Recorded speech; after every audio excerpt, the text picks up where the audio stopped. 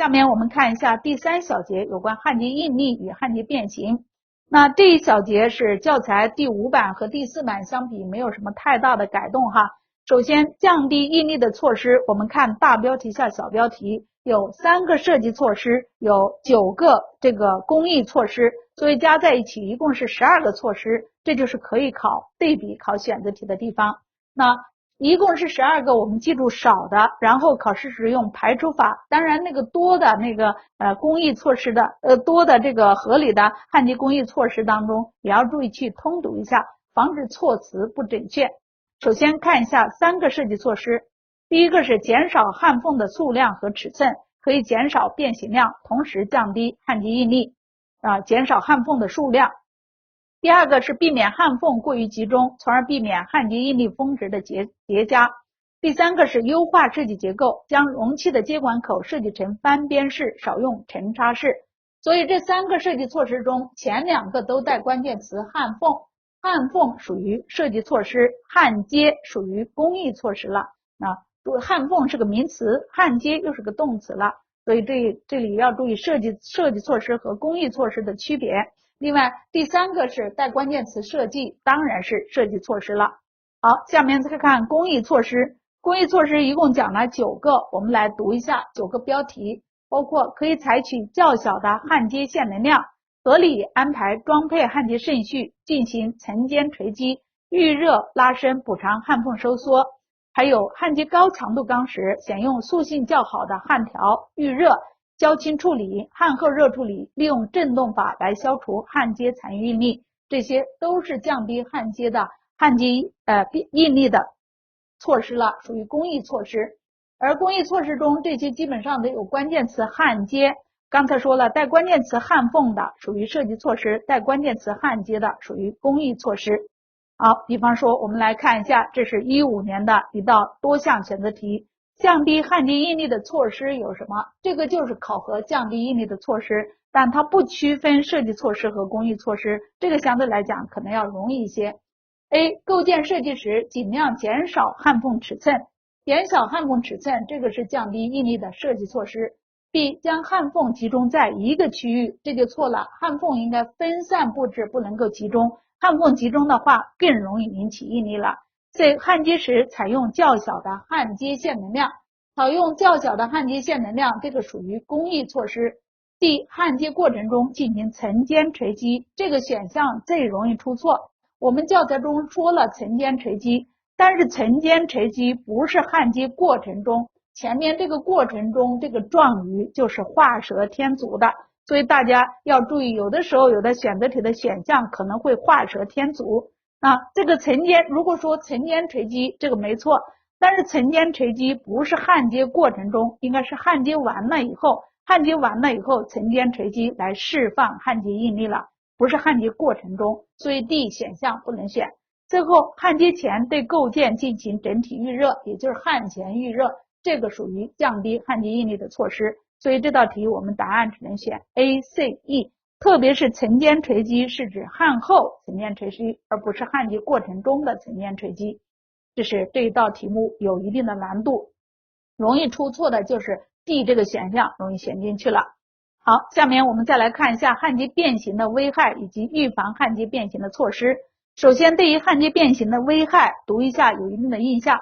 焊接变形的危害主要表现在降低装配质量，影响外观质量，降低承载力，增加矫正工序，提高制造成本5个方面，所以它主要是从质量和成本以及从受力的角度来讲呢，是有5个危害。至于这个焊接变形，教材中还分了面内和面外变形，这个应该说考的可能性不大。我们重点来看一下预防变形的措施。这个预防变形的措施，教材中讲了3个结构设计措施，4个装配工艺和3个焊接工艺，所以加在一起又是10个措施。这是预防变形的措施有10个，刚才我们降低应力的措施加在一起有9个，这是这一节中难度比较大的，容易对比着在一起出选择题的地方。所以说这一节主要是以选择题为主，当然预防焊接变形的措施也有可能不排除作为问答题来考哈。我们来看一下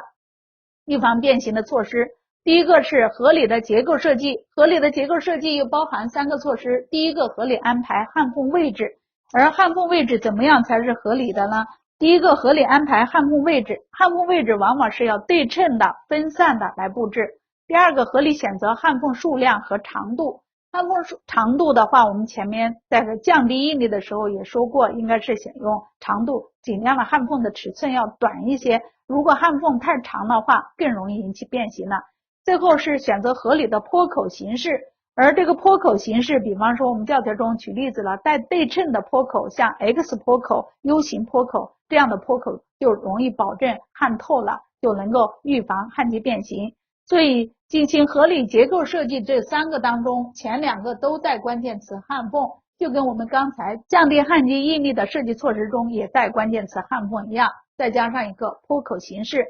第二个是合理的装配工艺措施，装配工艺又有4个装配工艺。第一个，预留收缩余量，预留收缩余量，比方说这个焊接完了以后可能会收缩的话，提前把有可能收缩的量给它预留出来。第二个是反变形法，反变形法也就是朝着焊接加热产生变形的相反方向来进行变形了。第3个，刚性固定，刚性固定教材中特别是举了例子，是防止角变形和波浪变形有显著的效果。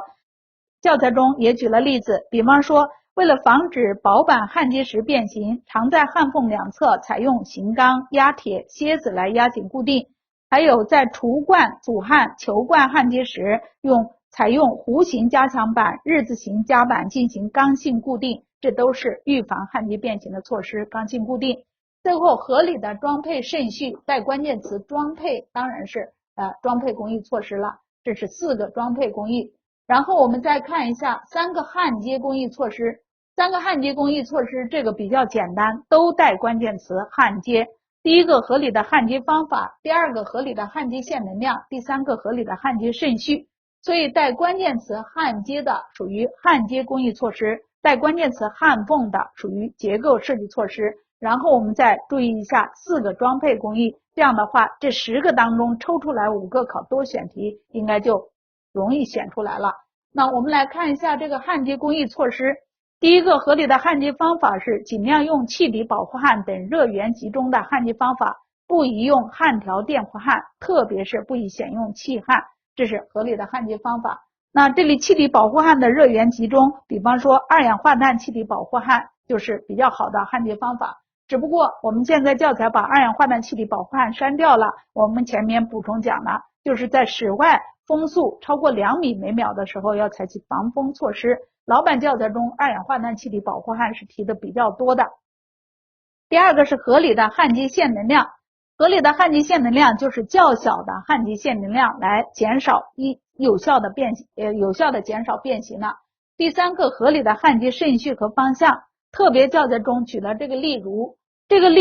我们在后边进设备的橱冠中也提到了，这一段话也是非常符合问答题的命题点了。因为这段话讲橱冠底板的焊接顺序，正好是讲了5个顺序了。橱冠底板焊接时是先焊中浮板，然后是边缘板对接焊缝以外的300毫米，第3步是焊边缘板和壁板的角焊缝，然后再焊剩余的对接焊缝，最后是焊中浮板和边缘板的环焊缝。所以这个对于橱冠底板焊接的顺序这一段话就是符合问答题的命题规律，最好结合我们后边的进设备橱冠中的知识点注意去掌握。当然我在后边讲工业机电中进设备那一节还要说的。那这个我详细的解释一下，第一步是焊中浮板，然后是焊这个边缘板对接焊缝以外的300毫米，第3步是焊壁板和边缘板的角焊缝，第4步是焊边缘板的对接焊缝，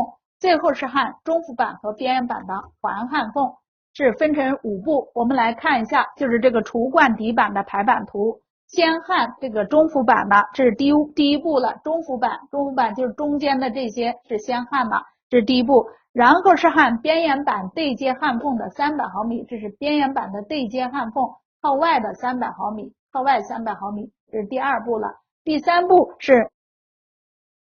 焊壁板和边缘板的角焊缝，壁板和边缘板的角焊缝，壁板是垂直于这个截面，就要焊这个角焊缝的角接接头了，是垂直的，我们在这个图当中看不出来，这是第3步。然后第4步是焊边缘板的剩余的对接焊缝，刚才我们第2步是边缘板靠外侧的300毫米，然后第4步是边缘板剩余的对接焊缝，最后的第5步是中幅板和边缘板的环焊缝，就中幅板边缘板之间这些环焊缝是在最后的来焊接的。这是厨罐的排版图结合厨罐的焊接顺序，要注意去掌握了，正好是5个步骤。好，下面我们来看一下刚才讲的知识点中典型的题目，比方说这是11年的一道单项选择题，预防焊接变形应采取的装配工艺措施，是考核预防变形的措施，并且是考核装配工艺。刚才我们说了有3个结构设计措施，4个装配工艺和3个焊接工艺。我们来看一下 A 进行层间锤击。那我们一看层间锤击，我们有一定的印象，好像是对的，但是大家注意，层间锤击是我们刚才提到的降低应力的措施，而不是预防变形的措施，所以这道题有一定的难度，就在把预防变形和降低应力的措施混在一起了。刚才我们讲了，降低应力的措施有3个设计措施，有9个工艺措施，那就有12个。那12个把这里的10个混在一起，22个，那就难度太高了。所以这道题实际上是有一定的难度的。B 预热拉伸补偿焊缝收缩，预热拉伸补偿焊缝收缩，这个也是属于降低应力的措施。而 C 选项选择合理的装配顺序，这里有个关键词装配，这道题其实就是选 C， 所以通过这个选项实际上是降低了这道题的难度了。合理的装配顺序属于装配工艺措施。最后合理安排焊缝位置，焊缝位置应该是属于降低变形、预防变形的设计措施，而不是装配工艺措施。这就是11年的这道题，既把这个装配工艺措施又和设计措施都是预防变形的措施混在一块儿，又将预防变形和降低应力的措施混在一起。当然选项中 C 这个选项带关键词装配，所以这个题其实我们即使不看书的话，也可以大胆的去猜测一下。就题干中是装配工艺措施，而选项中正好 C 这个选项带有装配这个关键词，我们大胆的去选这个题，选 C。实际上这个题的答案就是 C 了。我刚才也讲了，由于是个单选题，就降低了难度，如果是个多项选择题的话，难度就会大大的提高了。好，这是我们这个焊接中的第3小节，预防变形，降低应力。所以这一小节主要是以选择题为主，把预防变形和降低应力混一块儿，而又把预防变形当中的3个这个设计措施、4个装配工艺和3个焊接工艺混在一块儿来考，就2种出题。另外这一节中，特别是我们刚才最后讲的厨罐底板的焊接，合理安排焊接顺序，那又是一个问答题的点了。下面我们看一下第4小节，焊接中的最后一小节，焊接质量的检验方法。这一小节相比较而言，考点就要少一些了，主要是作为选择题看一看就够了。首先我们看一下焊接检验方法的分类。焊接检验方法总体来讲包括了破坏性检验和非破坏性检验2种，而常用的非破坏性检验就有外观检查、无损检测、耐压实验和泄漏性实验。其中的无损检测常见的有4种无损检测方法：渗透、磁粉、超声波和射线。那这里我口头上说一说，我们教材后边也会提了。这几种常见的无损检测方法中，射线和超声波能够检测内部缺陷，磁粉渗透只能够检测表面和近表面缺陷的。那这个很好理解，就是我们通常说的到医院去体检的话，你做 B 超做彩超是检查身体内部的毛病，拍这个X 射线拍射线的拍片子，射线检测是看骨头啊，也是身体内部的毛病，所以超声波、射线都是检查内部的缺陷的，而渗透、磁粉都是检查表面近表面缺陷。这是非破坏性检验包含的这几种了。至于破坏性检验我们就不再去说了。好，下面再看焊接过程中的质量检验。焊接过程中的质量检验，首先看标题，包括了焊接前的检验、焊接过程中检验以及焊缝的检验。而焊接前又包括了母材、零部件、组队质量、坡口和焊接前的确认。实际上焊接前就是对人机料法环的检验，就焊接前了。而湿焊过程中的检验，我们看标题包含了定位焊缝，第二个是焊接线能量，都是属于湿焊过程中的检验。焊接线能量，下面这一段读一下，与焊接线能量有直接关系的因素有焊接电流、电荷电压和速度，而线能量的大小与电流、电压成正比，与速度成反比，就是下面这个公式。通过这个公式，我们就能看出来，线能量跟电流、电压是在分子，所以成正比，跟焊接速度是在焊接速度放在分母，所以是跟速度成反比。另外，这个线能量公式当中，我们要注意线能量的这个单位啊是焦耳每厘米，焦耳每厘米，因为这个焊接速度是厘米每秒，而电流、电压都是用这个标准的，电流是安培，电压是伏特。这个注意一下，这个能量公式当中这个单位，万一考的细的地方呢，就容易考了。当然，这个焊接线能量公式在去年我们1级中作为多选题来考的，这个非常简单，就是线能量跟哪些因素有关系？这3个因素：电流、电压和焊接速度。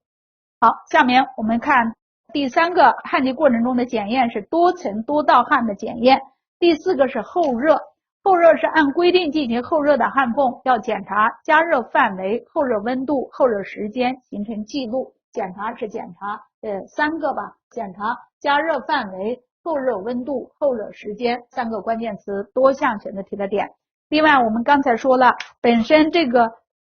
湿焊过程中的4项检验就也是一个多项选择题的点了。好，下面我们再看焊缝的检验。焊缝检验第一个外观检验包括了焊缝的表面和几何尺寸的检验的，其中焊缝表面不允许存在的缺陷有裂纹、未焊透、未融合、表面气孔外露夹渣、未焊满。允许存在的缺陷应符合现行标准的规定，例如咬边角焊缝焊度不足、厚度不足、角焊缝焊角不对称。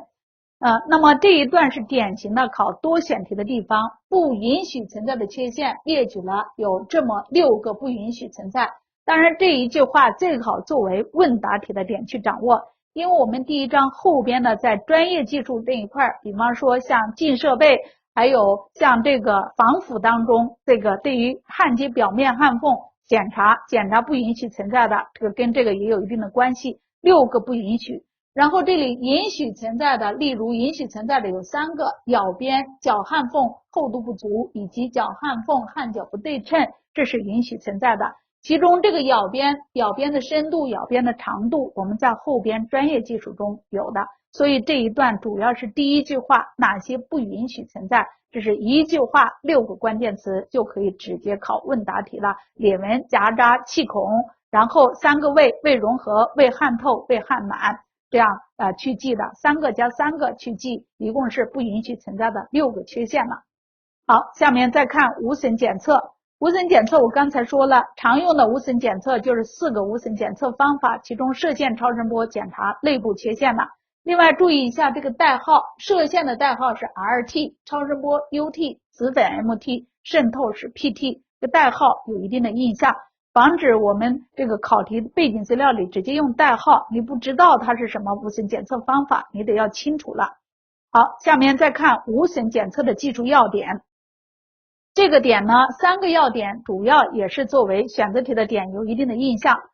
第一点是立式圆筒形钢制焊接厨罐的钢板最低标准起伏强度大于390兆帕时，焊接完毕以后至少进行24小时才能够做无损检测，这是24小时以后做无损检测。那在这里我提前说一下哈，我们教材中在后边的管道还有进设备中其实都有类似的知识点，就有焊接的地方先焊完了无损检测，然后热处理，然后压力实验，然后防腐保温。所以我刚才讲了5个工序的先后顺序，先焊完了无损检测，然后无损检测跟热处理而言，无损检测在前，热处理在后，完了再做压力实验，然后防腐保温。但是并不是说焊完了马上做无损检测，这个第一点就是提到了，对于立式圆筒形的钢制厨罐，如果起伏期限比较高，超过390兆帕，属于高强度的话，那么在焊接完了以后要过一段时间，是过24小时做无损检测，因为焊完了马上做无损检测，因为有的材料啊并不是马上产生裂纹的，所以是24小时以后做无损检测。第二个是有延迟裂纹倾向的材料，至少在焊接完成24小时以后做无损检测，但是该材料制造的球罐在焊接结束至少36小时以后做无损检测。所以有延迟裂纹倾向也是24小时，但是球罐如果是用延迟裂纹材料制造的球罐又是36小时，所以这个24、36要记准确。第三点是有再热裂纹倾向的材料在热处理以后增加一次无损检测。那么再热裂纹倾向在焊接完了以后24小时无损检测，然后进行热处理，热处理以后再做一次无损检测。所以我刚才讲了，正常情况下热处理和无损检测是无损检测在前，热处理在后。那么对于有再热裂纹倾向的材料，是热处理前有一次无损检测，热处理之后再有一次无损检测，就是这个意思。好，这个都是属于选择题的考点了。好，那么所以我们这个焊接中的第4小节相对来讲呢，主要是作为选择题的点来看一下。当然我们刚才讲的不允许存在的缺陷的6个不允许存在的缺陷，最好作为问答题的点，注意去掌握。好，有关焊接的这一讲的教材精讲班的内容我们就讲到这里。总而言之，焊接的这4小节内容中，尤其是注意第2小节当中有可能会出现问答题的点，其他的这几节中我们提到的这些点大家注意一下就可以了。好，这一次的网络课堂的内容我们就讲到这里。